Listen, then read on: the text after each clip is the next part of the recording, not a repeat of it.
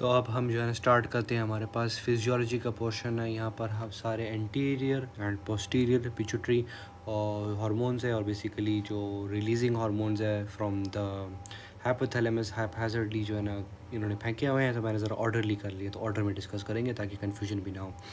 तो सबसे पहले हम डिस्कस करेंगे हाइपोथैलेमस का पोर्शन। ये जो सारे ग्रीन ग्रीन है, ये जो है बेसिकली हाइपोथैलेमस वाले हैं।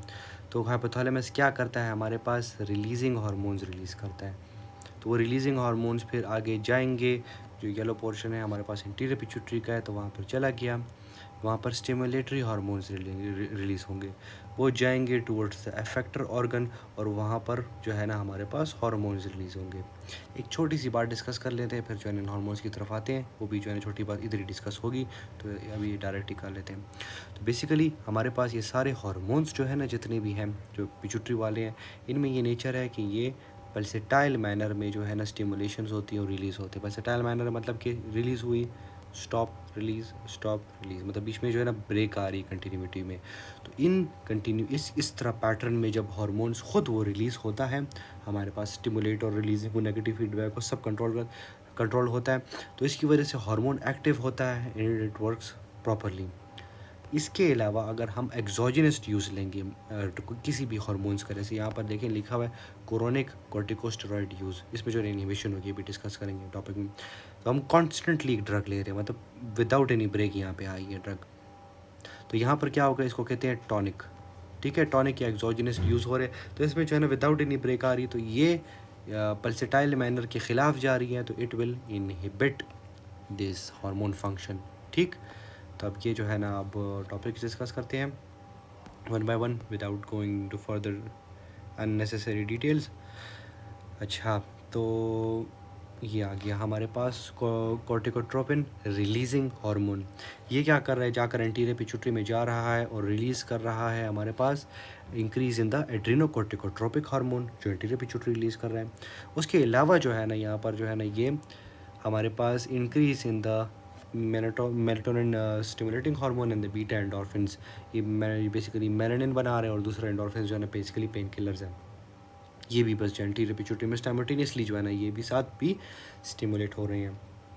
ये मैंने बात की थी decrease in the chronic glucocorticoid use. तो टॉनिकली एक चीज़ जा रही है, तो नेगेटिव फीडबैक और इनहिबिटेड रहे हैं, तो इट विल डिक्रीज़, तो फिर रिलीज़ नहीं होंगे, कम रिलीज़ होंगे।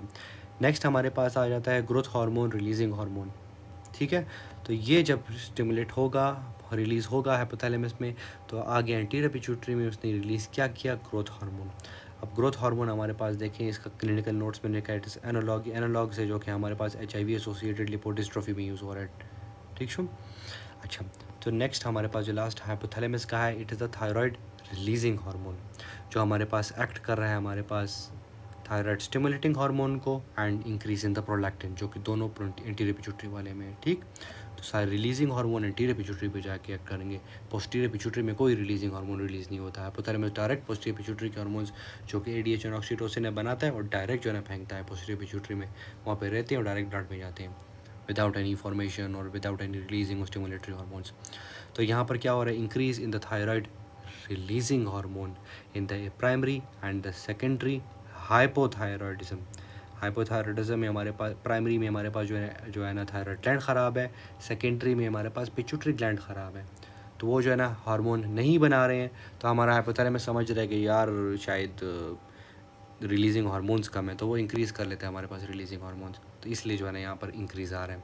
तो मे जो है ना हमारे पास इट में increase the prolactin secretions and cause galactorrhoea, क्योंकि हमने अभी डिस्कस किया है कि थायराइड रिलीजिंग हार्मोन जो है ना हमारे पास प्रोलैक्टिन को भी इंक्रीज़ करता है, दोनों को इंक्रीज़ कर रहा है। ठीक, तो इस तरह हमारे पास जो है ना ये एंटीरियर पिट्यूटरी हाइपोथैलेमिक हार्मोन्स हो गए। अब आते हैं येलो कलर, जो कि है हमारा एंटीरियर पिट्यूटरी। तो एंटीरियर पिट्यूटरी में सबसे पहले GnRH। ठीक है, GnRH बेसिकली हमारे पास गोनाडोट्रोपिन रिलीजिंग हार्मोन है, जो कि मुझे ये भी ग्रीन करना चाहिए था। ये भी जो है ना हमारे पास हाइपोथैलेमस से ही रिलीज़ हो रहा है, it's not an anterior pituitary. तो ये वहाँ से रिलीज़ हो गया, एक्शन आया है towards the follicle stimulating hormones and the luteinising hormones हमारे पास कहाँ से रिलीज़ हुए, एंटीरियर पिट्यूटरी में बने हैं। ये अब स्टिमुलेटरी है, अब ये जाकर जो है ना हमारे पास क्या करेंगे, ये जो है ना हमारे पास it will be suppressed by the hyperprolactinaemia. Prolactin level ज़्यादा है तो वो सप्रेस करेंगे इन दोनों को। और उसके अलावा देखिए वो टॉनिक वाली बात, tonic GnRH and the pulsatile. तो टॉनिक जब होगा हमारे पास तो इट विल बी सप्रेस्ड। जब टॉनिकली हम एनालॉग्स यूज़ कर रहे हैं, ल्यूप्रोलाइड यूज़ कर रहे हैं, it will suppress the hypothalamic pituitary axis. जो हाइपोथैलेमस पिट्यूटरी एक्सेस के मतलब कि हाइपोथैलेमस और पिट्यूटरी के बीच में जो कनेक्शन है वो सप्रेस हो जाएगा। और जो पल्सेटाइल मैनर में जो कि नॉर्मली रिलीज़ होता है, it will lead to puberty and fertility, क्योंकि वो प्रॉपरली फंक्शनलिंग हार्मोन फिर होगा। ठीक, तो अब सॉरी, अब जो है ना अभी जो है ना एंटीरियर पिट्यूटरी हम हार्मोन डिस्कस करेंगे। तो हमारे पास ये MSH आ गया, जो कि हमारे पास कहाँ से हुआ था, ये हमने डिस्कस किया था कि कॉर्टिकोट्रोपिन रिलीजिंग हार्मोन है, उसने इंक्रीज इन द MSH कर दिया। तो वो जाके क्या करेगा, it will increase the melanogenesis by the melanocytes. तो वो क्या करेगा, मेलानोसाइट्स पिगमेंटेशंस कराएगा, तो it will cause pigmentations in the Cushing syndrome, Cushing disease. ये हम बाद में डिस्कस करेंगे, फर्दर डिटेल आगे है। उसमें जो है ना किसी में ACTH ज़्यादा होता है with this and some without this MSH। तो पिगमेंटेशन के बेसिस पे हम डिफरेंशिएशन करते हैं, क्योंकि हमने कहा है कि यहाँ पर देखें दोनों इकट्ठे ही जो है ना वो ज़्यादा हो रहे हैं। ठीक, अच्छा, दोनों क्या है, they share the same molecular precursor molecules. ठीक है, जो कि है हमारे पास प्रोप ओपियो मेलानोकॉर्टिन। ठीक है, दोनों का जो है ना वो सेम ही है प्रिकर्सर मॉलिक्यूल। अब आते हैं नेक्स्ट है प्रोलैक्टिन। प्रोलैक्टिन हमारे पास क्या करता है, इट डिक्रीजेस द GnRH। हमने यहाँ पर डिस्कस किया है, it decreases the GnRH and it suppresses the मतलब कि follicle stimulating hormone, luteinising hormone, it is suppressed by the hyperprolactinaemia. Prolactin ज़्यादा हो गया तो हमारे पास GnRH इनहिबिट होगा एंड इट स्टिमुलेट्स लैक्टोजेनेसिस।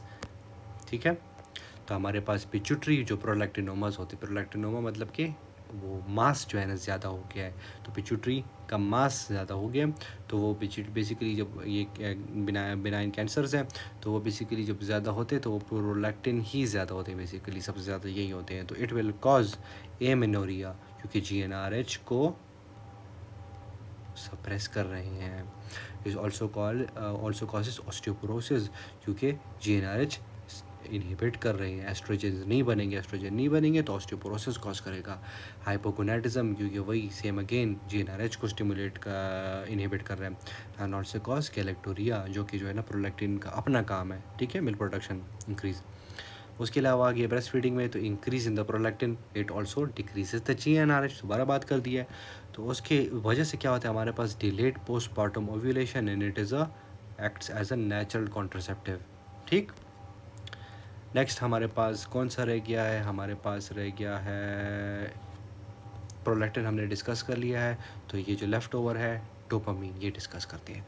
तो डोपामीन बेसिकली क्या है, हमारे पास हाइपोथैलेमस जो है ना कंट्रोल एंटीरियर पिट्यूटरी को हमने कहा है ना कि स्टिमुलेटिंग हार्मोन्स रिलीज़ करता है और फिर anterior pituitary releasing hormones release करते हैं। तो डोपामीन के थ्रू हाइपोथैलेमस प्रोलैक्टिन को कंट्रोल करता है, क्योंकि प्रोलैक्टिन का कोई स्टिमुलेटरी नहीं है, इसलिए डायरेक्ट इनहिबिटरी जो है ना हाइपोथैलेमस बनवा रहा है। तो डोपामीन बनेगा, रिलीज़ होगा, तो it will inhibit the prolactin, decrease the prolactin, लेकिन साथ साथ थायराइड स्टिमुलेटिंग हार्मोन को भी डिक्रीज़ करेगा। ठीक, इसकी अब डिटेल्स डिस्कस करते हैं। इसमें ये लोग क्या कह रहे हैं कि it is also called as the prolactin inhibiting factor. ठीक, डोपामीन की बात होगी। तो इसी तरह ही जब हम डोपामिनर्जिक एगोनिस्ट्स यूज़ करेंगे जो कि फंक्शन करेंगे एंटागोनिस्ट्स जो कि फंक्शन करेंगे अगेंस्ट द डोपामीन, जैसे एंटीसाइकोटिक्स हैं, एंटीसाइकोटिक्स एंटी डोपामीन एंटागोनिस्ट्स हैं, तो वो क्या करेंगे, it will cause galactorrhoea due to hyperprolactinaemia, क्योंकि जो हमारा इनहिबिटरी डोपामीन था जो प्रोलैक्टिन को चेक एंड बैलेंस रख रहा था, हमने इसको इनहिबिट कर दिया। तो जब ये इनहिबिट हो गया तो प्रोलैक्टिन हमारे पास इंक्रीज़ हो जाएगा, इंक्रीज़ हो गया तो it will cause the prolactinaemia, blood में प्रोलैक्टिन ज़्यादा हो गया। अब ये बहुत ज़्यादा ब्रश हो गई तो मैं ज़रा ये क्लियर कर लेता हूँ ताकि आप लोगों को भी ज़्यादा कन्फ्यूजन ना हो। आप लोग भी ये तब भर गई है सब कुछ पेजेस, सॉरी फॉर दैट। अच्छा, तो एक और अब इनहिबिटरी हमने डोपामिन डिस्कस कर दिया, तो एक और इनहिबिटरी डिस्कस कर देते हैं, सोमैटोस्टैटिन।